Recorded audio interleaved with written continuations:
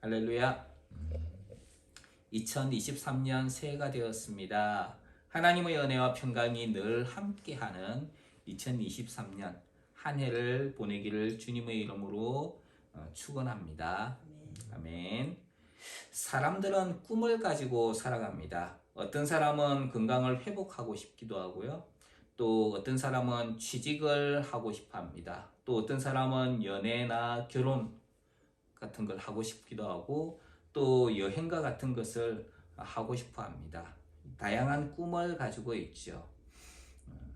그리고 그런 것들을 이루기 위해서 살아가고 있습니다. 그래서 그것을 꿈이라고 부르죠. 특히 예수님을 믿는 사람들은 꿈이라든지 비전 이런 말을 많이 듣습니다. 일반적으로 비전이나 꿈은 인생의 목표를 말할 때에 사용하기도 합니다. 사람들이 이런 꿈을 가지고 사는 이유는 무엇일까요? 그것은 바로 행복해지기 원하기 때문입니다.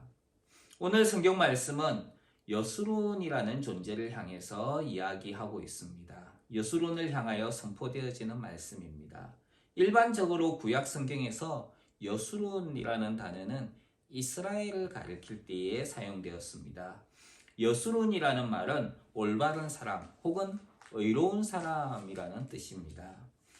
사실 구약의 이스라엘은 하나님의 백성을 가리키는 말이죠. 이스라엘이라는 그 이름은 야곱의 이름이 이스라엘입니다. 야곱이 복을 받기 위해서 하나님과 씨름을 하다가 하나님으로부터 받은 이름이지요. 하나님은 야곱에게 이스라엘이라는 이름을 주셨는데 그 뜻은 하나님께서 싸워서 이기실 것이다. 하나님께서 겨루어 이기실 것이다 라는 뜻입니다. 그 당시 이스라엘이라는 그 이름을 받을 때에 하나님은 야곱과 씨름하다가 야곱이 안 보내주니까 도저히 이길 수가 없었어요. 그래서 야곱의 그 뼈를 갖다가 위골시켜가지고 자기를 가게 하라고 그렇게 협박을 할 정도로 야곱은 하나님을 이기는 존재처럼 그렇게 묘사가 되었습니다. 그런데 이후에 하나님께서 그에게 이스라엘이라는 이름을 주십니다. 하나님께서 겨루어 이기실 것이다 라는 의미라는 거죠. 하나님께서 이기실 것이다. 야곱의 인생은 늘 자신이 모든 것을 차지하기 위해서 씨름하는 인생이었어요. 뱃속에 있을 때부터 형과 싸웠습니다. 경쟁자와 이기기 위해서 형의 발꿈치를 잡고 태어났습니다. 형이 가진 장자의 권리를 빼앗기 위해서 힘든 상황에 있는 형에게 다가가서 부드러운 말로 형을 속이고 죽 한 그릇으로 형의 장자의 명분을 사기도 했습니다. 아버지의 축복을 받기 위해서 형의 흉내로 아버지를 속여서 그 축복을 가로채기도 했습니다. 그것 때문에 아버지의 집을 떠나 살아야 했죠. 외삼촌의 집에 이르렀을 때 야곱은 자신의 행한 대로 갚음을 받긴 했지만은 그의 삶은 처절함의 연속이었습니다. 아내를 얻기 위해 7년을 노력했지만은 잘못된 혼인으로 인해 가지고 7년을 더 고생해야 됐죠. 외삼촌으로부터 품삯을 10번이나 변역당해야 했습니다. 그의 노년에는 자녀들로부터 속임을 당해서 사랑하는 라헬로부터 난 요셉을 잃어버려야 했습니다. 그런 야곱의 인생은 자기가 내가 뭐든지 다 해야 된다. 내가 다 주관해야 된다. 내가 이끌어야 된다. 내가 해야 된다. 그것이 야곱의 인생이었어요. 그런데 하나님은 야곱에게 내가 싸워서 이길 것이다. 하나님이 싸워서, 하나님이 겨루어서 이길 것이다. 라고 이야기를 합니다.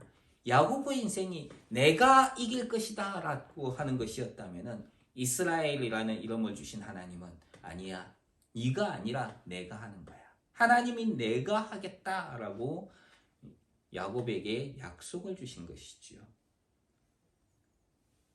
하나님의 은혜를 모르는 인생은 내가 모든 것을 계획하고 내가 일을 진행시키고, 그래서 그 일이 안 될 때에 아둥바둥 어떻게 해야 될지 몰라서 우왕좌왕 분주하며 그 발버둥 치면서 살게 됩니다. 하지만 하나님을 아는 사람들은 하나님의 행하심을 의지하고 붙잡는 것이죠. 이것이 야곱과 이스라엘의 차이입니다. 하나님은 자기 백성에게 이스라엘이라고 이름을 붙여 주셨습니다. 예수님을 믿지 않았던 예전의 삶에 대해서 우리가 한번 생각해 보면 좋을 것 같아요. 그때에는 우리도 야곱과 별반 다르지 않은 삶을 살았습니다. 살기 위해서 다른 사람을 속이기도 했고요. 더 좋은 것을 얻기 위해서 배신까지도 했습니다. 다른 사람과 싸워서 이기기 위한 경쟁자의 삶을 살았던 것이지요. 내가 해야 된다. 내가 해야 된다. 내가 모든 것을 이끌어야 된다. 내 생각대로 되어야 된다. 그것이 야곱의 삶과 똑같은 것이지요. 하지만 긍휼에 풍성하신 하나님은 우리를 하나님의 이스라엘이 되게 하셨다는 것입니다. 사실 이스라엘이 되기 위해서는 이스라엘 사람으로 태어나야 됩니다. 그래서 예전에는 할례를 받고 율법을 지키는 사람을 이스라엘이라고 생각했습니다. 그래서 예수님이 오시기 전에는 이스라엘 나라 사람들을 이스라엘 백성, 그리고 육신적으로 아브라함의 혈통, 야곱의 혈통을 이스라엘 백성이라고 불렀습니다. 그런데 하나님의 이스라엘은 인간적인 혈통의 이스라엘을 가리키는 것이 아니다 하는 것입니다. 하나님께서 이스라엘이라고 인정하시는 자가 진정한 이스라엘입니다. 우리는 혈통과 육신으로는 이스라엘이라는 나라 밖의 사람들입니다. 하지만 우리는 하나님의 이스라엘로 선택되어졌습니다. 이스라엘로 태어난 것이죠. 우리가 하나님의 이스라엘로 태어난 것의 증거는 예수님을 믿는다 하는 것입니다. 예수님을 믿는 사람이 하나님의 이스라엘이지요. 그래서 하나님은 예수님을 믿는 이들에게 하나님에게 속해 있다, 네가 내 백성이다 하는 증거로 성령을 보내주셨습니다. 그 성령으로 말미암아 우리는 하나님을 아빠 아버지라고 부르게 되는 것이지요. 그래서 내가 하나님의 백성인 증거는 내가 예수님을 믿는다는 것과 그리고 하나님의 영이신 성령이 우리 안에 거하신다는 것입니다. 예수님께서 우리 죄를 위해 십자가에 못 박혀 죽으심으로 우리를 위한 속죄 제물이 되어 주셨습니다. 누구든지 예수님을 믿으면 하나님은 모든 죄를 용서받게 해주셨습니다. 그런데 믿음은 하나님의 이스라엘로 태어난 사람만 가질 수 있다는 거예요. 하나님은 예수님을 믿는 자기 백성을 향하여서 여수론이라고 부르십니다. 성경은 여수론을 향하여 하나님이 어떤 존재인지를 먼저 말하고 있습니다. 여수론이여 하나님 같은 자 없도다. 하나님을 알아라 하는 것이죠. 그래서 우리가 2023년을 보내면서 우리가 하나님을 더 깊이 알아가기를 주님 이름으로 축원합니다. 우리 하나님과 같은 이가 없다라고 성경은 이야기를 합니다. 하나님은 유일하신 존재입니다. 홀로 그리고 진실로 하나님이시기 때문입니다. 또 하나님은 세상이 말하는 신과 전혀 다른 존재입니다. 하나님은 세상에서 말하는 신이 할 수 없는 일을 하시는 분입니다. 특히 성경은 하나님이 자기 백성을 돕는 분이라고 말씀하고 있습니다. 그래서 자기 백성을 돕기 위해서 하늘을 타시고 궁창에서 위엄을 나타내시는 분이라고 말씀합니다. 하나님은 땅의 기적이 아니라 하늘의 기적을 친히 나타내시고 보여주시는 분이라는 거죠. 땅의 기적과 하늘의 기적을 비교하면 하늘과 땅의 차이가 있습니다. 땅의 것이 10이라고 하면 하늘의 것은 100, 1000이라고 하는 그런 권세와 능력이 다른 것이죠. 그래서 땅의 기적 하게 되면은 엄청난 기적이라고 우리는 생각을 하는데, 하늘의 기적 하면은 더 엄청난 기적이라고 하는 것을 알 수 있는 것이지요. 당시에 이스라엘 백성들은 하나님께서 자기 백성을 위해 보이신 하늘의 기적을 이미 경험했습니다. 하나님께서 자기 백성을 이집트에서 구원하시기 위해서 바로와 신하들 그리고 이집트 백성 앞에서 여러 가지 기적들을 보여주셨습니다. 10가지 재앙이 그런 것들이지요. 또 이스라엘 백성들이 홍해와 광야에서 구름 기둥과 불 기둥으로 인도하시는 하나님을 그들은 경험했습니다. 그 하나님은 자기 백성을 친히 만나시려고 시내산까지 찾아오셨습니다. 그리고 자기 백성들에게 하나님의 백성은 어떻게 살아야 하는가 하는 것을 친히 말씀해 주셨습니다.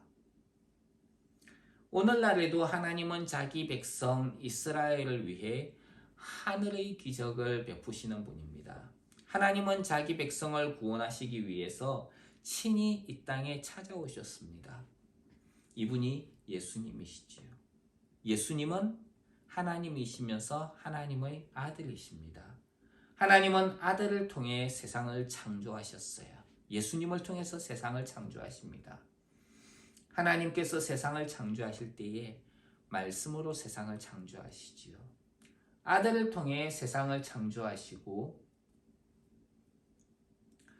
말씀을 통해 세상을 창조하셨다. 그러면은 아들과 말씀은 동일한 존재라는 것을 알 수 있습니다. 다르게 표현하면 하나님께서 세상을 창조하실 때의 그 말씀이 아들이라는 것이지요.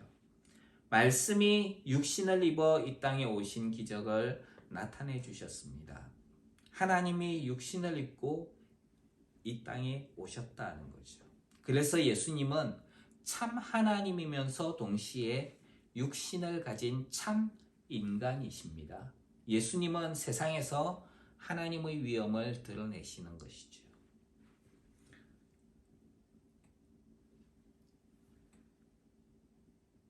세상에서 예수님이 하나님의 위엄을 드러내셨지만은 성경은 이렇게 이야기합니다. 빛이 어두움에 빛이 돼 어두움이 깨닫지 못하였다. 하나님이 친히 자기 백성에게 와서 그 하늘의 영광을 드러내 주셨지만은 사람들은 깨닫지 못했다는 것이지요. 예수님이 우리를 돕기 위해 하늘을 타시고 궁창의 위엄을 드러내시며 이 땅에 오신 하나님이십니다. 그래서 성경은 이 예수님께서 우리를 어떻게 도우시는가 하는 것을 말씀하고 있습니다. 자녀들은 혈육에 함께 속하였음에 그도 또한 한 모양으로 혈육에 속하신 것은, 즉 예수님께서 육신을 입고 이 땅에 오신 것은 사망으로 말미암아 사망의 세력을 잡은 자 마귀를 없이 하시며 또 죽기를 무서워함으로 일생에 매여 종로를 타는 모든 자들을 놓아주기 위해서다. 즉 예수님께서 육신을 입으신 이유는 마귀의 세력, 마귀를 없이 하시고 그리고 우리를 구원해 주시기 위해서다 하는 것입니다. 또 백성의 죄를 구속하시고 시험받는 이들을 능히 도우시는 하나님이라고 이야기를 합니다. 어떻게 우리를 도우실 수 있느냐? 왜냐하면 예수님도 우리를 위해 힘든 일을 겪으셨기 때문입니다. 시험을 받으시고 그리고 우리의 아픔을 이미 다 경험하신 분이라고 성경은 말씀합니다. 그렇기 때문에 이 예수님은 우리를 정말 잘 아시고 우리의 상황에 대해서도 너무나도 깊이 동감하시는 분이라는 거죠. 우리 공감이라는 말이 있지요. 함께 느끼는 것입니다. 예수님은 공감하시는 분이에요. 동감하시는 분이에요. 그렇기 때문에 그 예수님은 우리를 잘 도우시고 잘 아시고 잘 도우실 수 있는 분이라는 것입니다. 그래서 우리는 예수님을 힘입어 긍휼하심을 받고 때를 따라 돕는 은혜를 얻기 위하여 은혜의 보좌 앞에 더 담대히 나아갈 수 있게 된다라고 말씀합니다.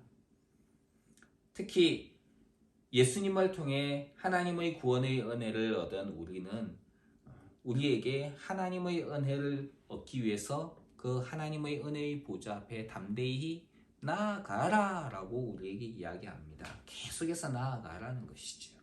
그리고 우리에게 하나님과 화평을 누릴 것을 말씀합니다. 우리는 하나님과 화평하고 은혜의 보좌 앞에서 계속해서 담대히 나아가며 하나님의 돕는 은혜를 구할 수 있게 되었다는 것이죠. 2023년을 지내면서 하나님을 더 깊이 알아가고 하나님과 친하게 지내며 하나님의 돕는 은혜를 경험하는 그런 은혜가 있기를 주님의 이름으로 축원합니다. 아멘. 27절 말씀 한번 읽겠습니다. 시작. 영원하신 하나님이 내 처소가 되시니 그의 영원하신 팔이 내 아래에 있도다. 그가 내 앞에서 대적을 쫓으시며 멸하라 하시도다. 에덴에서 추방된 인생들은 안정을 추구하며 살아갑니다. 그런 인간이 사는데 가장 필수 요소 3가지가 있는데 그것을 의식주라고 이야기를 하죠. 옷과 먹는 것과 그리고 거주하며 사는 곳입니다. 예수님은 하나님의 백성들은 그런 것을 염려해서는 안 된다라고 이야기하셨어요. 그런 것은 하나님의 백성들의 삶의 방식이 아니라는 것입니다. 오히려 예수님은 너희는 먼저 그의 나라와 그의 의를 구하라. 그리하면 이 모든 것을 너희에게 다 하실 것이다. 우리가 그러면 의식주를 위해 가지고 살아서는 안 되지만은 그것을 얻기 위한 방법도 이야기를 해주셨죠. 그게 뭡니까? 그의 나라와 그의 의를 구하는 것. 그런데 성경은 하나님이 영원하신 분이라고 이야기를 합니다. 그 하나님은 자기 백성에게 안식처가 되어주시는 분이라고 이야기를 합니다. 하나님께서 자기 백성에게 처소가 되신다는 것은 하나님 안에 있을 때에 우리는 안전하다는 것을 알게 해주는 것이죠. 그 하나님께서 자기 백성에게 처소가 되어주신다. 다른 말로 하자면 자기 백성이 거하는 곳인 천국을 이야기를 합니다. 하나님이 우리의 천국이 되신다는 거예요. 영원하신 하나님이 안식처가 되어주신다. 그 안식처가 그 천국이 영원하다는 것을 말씀합니다. 세상에서의 그 안식은 세상에서의 집은 영원하지가 않습니다. 그러나 하나님 안에 있을 때 우리는 영원한 것을 경험하게 되는 것이죠. 하나님의 팔은 자기 백성을 보호하시고 구원을 베푸시는 데에 사용합니다. 그 하나님의 팔이 자기 백성의 아래에 있다는 것은 자기 백성을 보호하시고 구원하시는 하나님의 능력은 하나님의 백성에게 가장 기본이 되는 것이라는 겁니다. 하나님은 자기 백성을 가장 최우선으로 보호하시고 구원하시는 분이십니다. 그렇기 때문에 하나님 앞에서 하나님과 우리의 대적을 멸하시기까지 쫓으시는 것이죠. 내 앞에서 내 대적을 쫓으시며 멸하라 하시도다는 말씀에는 우리가 하나님의 대적을 멸해야 한다는 의미를 가지고 있습니다. 하나님께서 대적을 쫓으시지만은 또 그것을 멸하기 위해서 우리가 해야 할 것이 있다는 거예요. 우리도 그 대적을 쫓아야 된다는 것이요. 쫓아내야 된다는 것이죠. 여기서 하나님의 역할과 우리의 역할이 있다는 것을 보게 됩니다. 대적을 우리 앞에서 내쫓으시는 것은 하나님의 역할이에요. 원수들은 하나님의 영광 앞에서 내어 쫓김을 당하게 될 것입니다. 또 우리는 그렇다면 그 대적을 멸해야 되는 것이죠. 대적의 영향력을 끊어야 하는 것입니다. 대적이 가장 크게 이스라엘을 괴롭히는 것은 무엇일까요? 그것은 죄의 문제입니다. 하나님의 이스라엘은 죄와 결별하는, 그래서 죄를 끊어버리는 삶을 살아야 되는 것입니다. 죄는 하나님의 영광에 이르지 못하게 하고 하나님을 슬프시게 합니다. 율법은 하나님의 의의 기준을 우리에게 제시를 합니다. 이렇게 살아야 된다. 그런 율법은 하나님을 사랑하고 이웃을 사랑하는 것으로 요약이 됩니다. 그렇기 때문에 우리가 먼저 해야 될 것은 하나님을 사랑하지 못하는 것을 끊어버려야 되는 것이죠. 또 이웃을 사랑하라 라고 했으니까 이웃을 사랑해서 하지 않는 모든 것들을 끊어버려야 됩니다. 이웃을 생각하고 이웃을 사랑하는 마음으로 행해야 되는 것이죠. 만약에 그렇지 않다면 우리는 그 행동을 하지 말아야 되는 것입니다. 사랑의 표현을 하지 않는다면, 특히 그리스도인으로서 우리는 말을 조심해야 됩니다. 자랑하는 말이나 썩내는 말이 아니라 겸손과 화평의 말을 하는 사람으로 살아가길 주님 이름으로 축원합니다. 28절 말씀 읽겠습니다. 시작. 이스라엘이 안전히 거하며 야곱의 셈은 곡식과 새 포도주의 땅에 홀로 있나니 곧 그의 하늘이 이슬을 내리는 곳이로다. 이제 하나님께서 자기 백성 이스라엘을 돌보심으로 일어나는 일에 대해서 말씀하는 것을 보게 됩니다.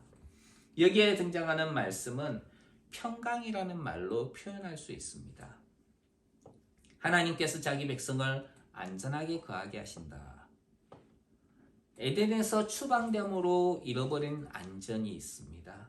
그것을 회복하는 거예요.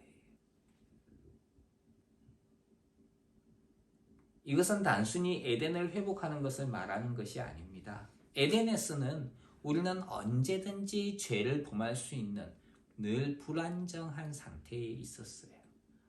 하지만 이스라엘이 안전히 거하게 될 곳은 하나님 나라입니다. 거기는 에덴하고 비교가 안 되는 곳이죠. 그곳에서 우리는 세상이 줄 수 없는 평강으로 거하게 될 것입니다. 샘은 물이 솟아나오는 것을 샘이라고 하지요. 고대 근동에서 샘물은 생명의 원천이 되는 곳입니다. 그런데 이것은 단순히 샘물을 말하는 것이 아닙니다. 이것은 자손에 대한 이야기도 포함이 되는 것이죠. 이스라엘 자손이 번성하게 되는 것에는 하늘이 이슬을 내리는 곳에 있기 때문이다 하는 것입니다.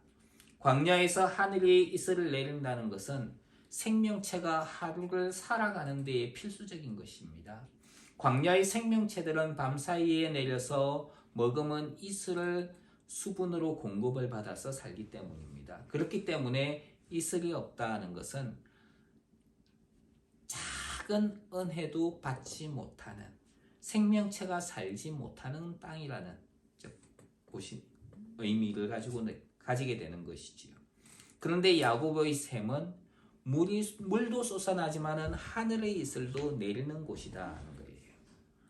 하늘과 땅에서 생명을 위해서 복을 받은 곳이다 하는 거예요. 작은 은혜도 함께 머무는 곳이 야곱의 샘이다, 이스라엘의 샘이다는 것을 말합니다.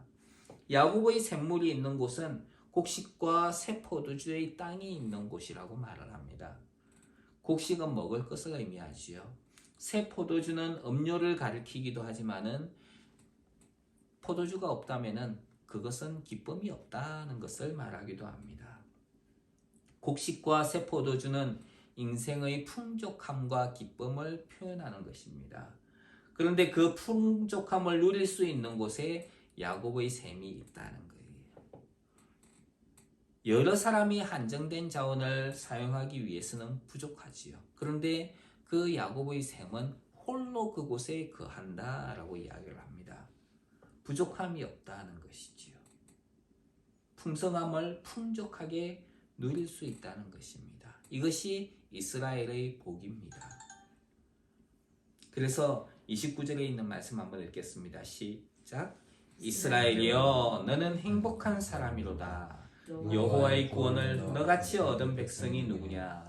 그는 너를 돕는 방패시요 내 영광의 칼이시로다.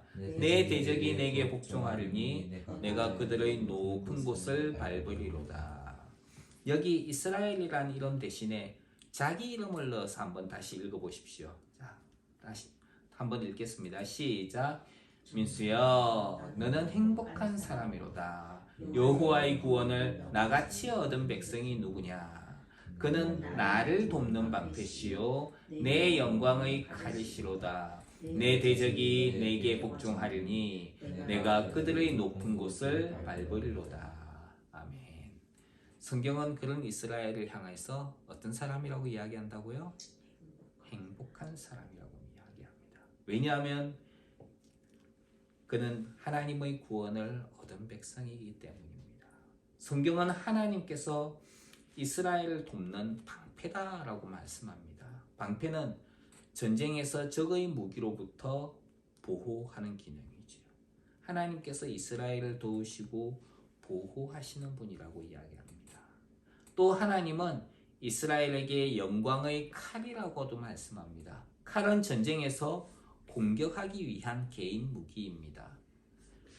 이름은 사람이 누릴 수 있는 영광스러운 특권이지요. 전쟁에서 승리하고 큰 업적을 행한 칼은 영광스러운 이름을 얻게 됩니다. 여러분이 잘 알고 있는 칼의 이름도 있죠? 무슨 칼이죠? 엑스칼리버. 예, 그렇죠.